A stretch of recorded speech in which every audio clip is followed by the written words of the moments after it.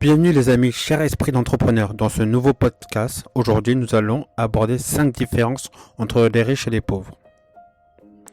Vous allez voir que ces différences sont basées sur deux principes. Le premier principe, c'est les comportements d'achat. Le deuxième principe, c'est leur façon de penser.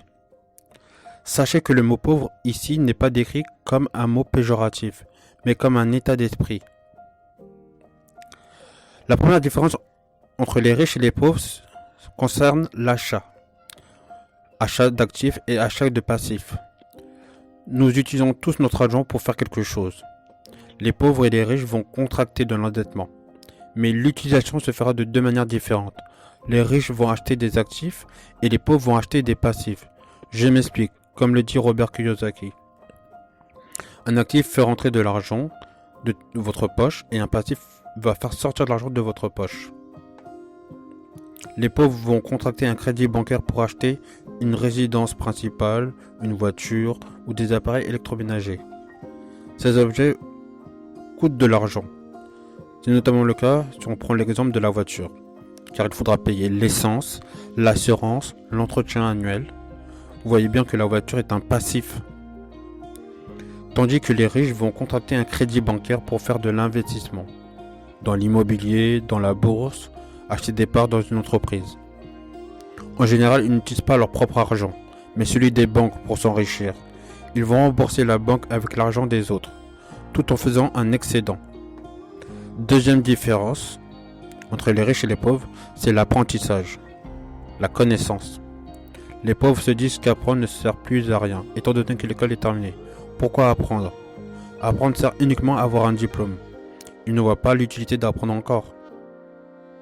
Tandis que les riches voient l'apprentissage comme une nécessité d'apprendre. Apprendre permet de renforcer ses connaissances. C'est pour ça que les riches ne cessent d'apprendre, peu importe leur âge.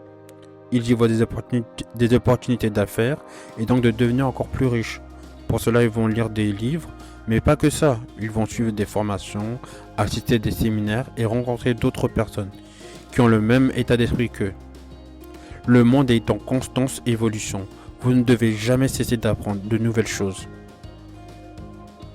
La troisième différence entre les riches et les pauvres, c'est le temps. Les pauvres vont vendre leur temps contre de l'argent. Or, nous avons tous 24 heures dans une journée. Il est donc mathématiquement impossible de travailler plus pour augmenter son salaire. Alors que les riches ne travaillent pas pour l'argent et n'échangent pas leur temps contre une fiche de paye. Les riches sont payés au résultat. Je le répète. Les riches sont payés au résultat.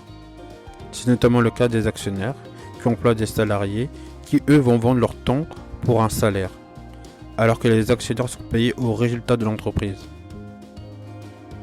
Quatrième différence, leur état d'esprit, comme j'aime bien le dire, le mindset.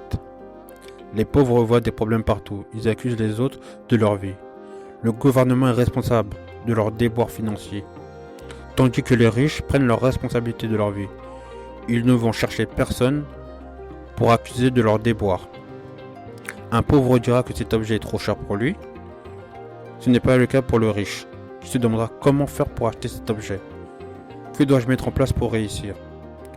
Le pauvre ne voit que des problèmes et des difficultés partout sur son chemin, tandis que le riche voit des obstacles, bien sûr, mais qui peuvent être franchis. Si on parle d'un point de vue de l'échec, le riche se dira que l'échec fait partie de l'apprentissage, pour mieux réussir. Les pauvres abandonneront au premier signe de difficulté. Cinquième et dernière différence entre les riches et les pauvres. Une éducation financière. Les pauvres n'ont pas d'éducation financière. Leurs dépenses sont plus élevées que leurs salaires. Ils ne savent pas combien d'argent ils ont dans leur propre compte. Ils ne savent pas ce qui rentre et ce qui sort. Ils font mine de tout ignorer à la fin du mois, ne regardant pas leur compte, comme si leurs problèmes financiers allaient disparaître du jour au lendemain. Tandis que les riches ont une éducation financière.